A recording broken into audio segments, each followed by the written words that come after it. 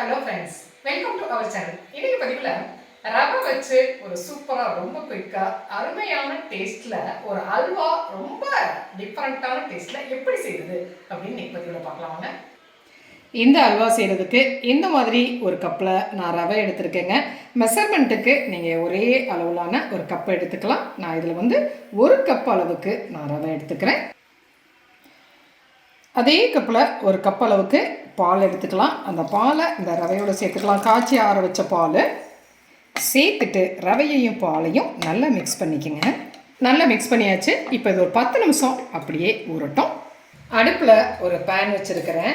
இதில் ஒரு 2 table spoon அளவுக்கு நெய் சேர்த்துக்கலாம். நெய் காஞ்சிருச்சு. இதில் கொஞ்சமாக முந்திரி பருப்பு, கட் பண்ணி வச்சுருக்க பாதாம் கொஞ்சம் சேர்த்துக்கிறேன். சேர்த்துட்டு இதை நல்லா ஃப்ரை பண்ணிக்கலாம். நல்லா வறுபட்டுருச்சு. இந்த ஸ்டேஜில் முந்திரி திராட்சையை நாம் எடுத்துடலாம்.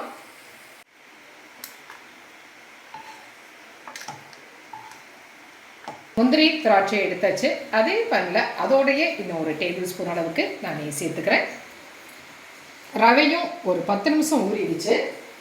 இந்த ரவையை நம்ம இந்த பேனில் சேர்த்துக்கலாம்.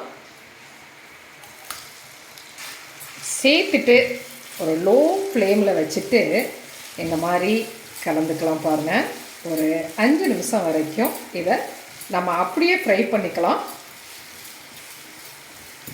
கைவிடாமல் நம்ம கிளறிக்கலாம்.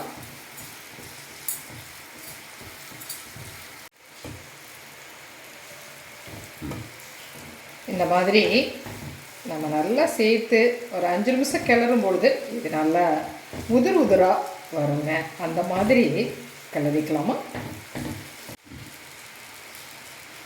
பாருங்கள், ரவை இந்த அளவுக்கு உதிராக வந்துருச்சு இல்லைங்களா.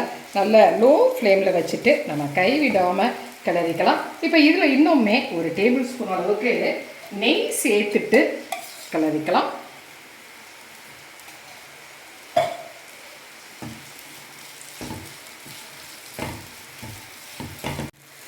பாருங்கள், இந்த மாதிரி ஒரு அருமையான ஒரு பதத்தில் கிடச்சிருக்கு இல்லையா.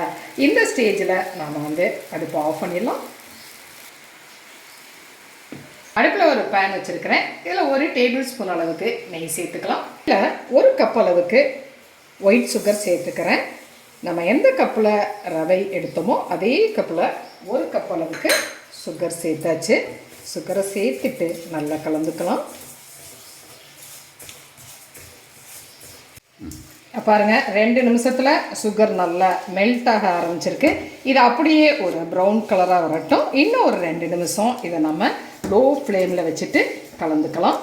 சுகர் நல்ல ஒரு ப்ரௌன் கலரில் நல்லா மெல்ட் ஆகி வந்துருச்சு இல்லையா. இந்த ஸ்டேஜில் நான் ஃப்ரெஷ் மில்க் க்ரீம் ஒரு கப் எடுத்துருக்கிறேன். எந்த கப்பில் ரவை எடுத்தோமோ அதே கப்பில் ஒரு கப் அளவுக்கு ஃப்ரெஷ் மில்க் நம்ம சேர்த்துக்கலாம். சேர்த்துட்டு நல்லா கலந்துக்கலாம்.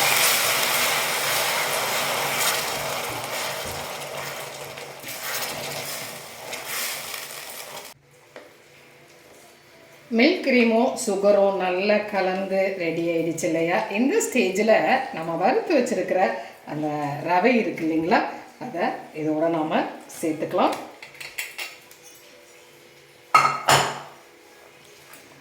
சேர்த்துட்டு நல்லா கலந்துக்கலாம்.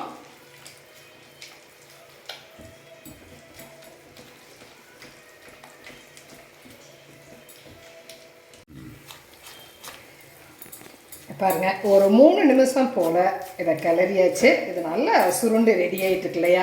இந்த ஸ்டேஜில் நான் இதில் இன்னும் ஒரு டேபிள் ஸ்பூன் அளவுக்கு நான் நெய் சேர்த்துக்கிறேன்.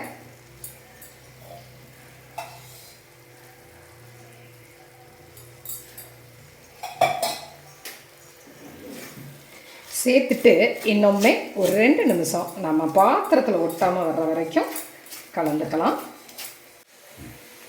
பாருங்கள், பாத்திரத்தில் ஒட்டாத அளவுக்கு அல்வா நல்லா சுருண்டு ரெடி ஆகிடுச்சு இல்லையா. இந்த ஸ்டேஜில் நம்ம வறுத்து வச்சுருக்க நட்ஸை இதோட சேர்த்துக்கலாம். சேர்த்துட்டு நல்லா கலந்துக்கலாம். கலந்துட்டு அடுப்பை ஆஃப் பண்ணிடலாம்.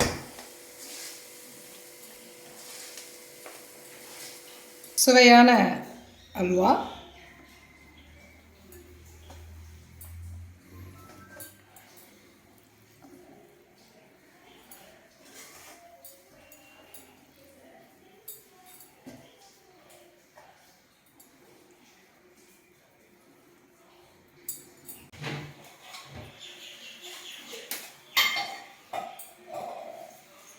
ஒரு அல்வா பாருங்கள்.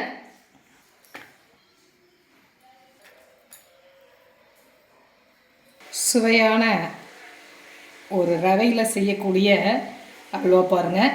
எவ்வளோ ஒரு டேஸ்ட்டாக, எவ்வளோ ஒரு சாஃப்டாக, எவ்வளோ அருமையாக இருக்கு இல்லையா? ரொம்ப குயிக்காகவே ரொம்ப அருமையாக இந்த அல்வாவை நம்மளால் செஞ்சு முடிக்க முடியுங்க.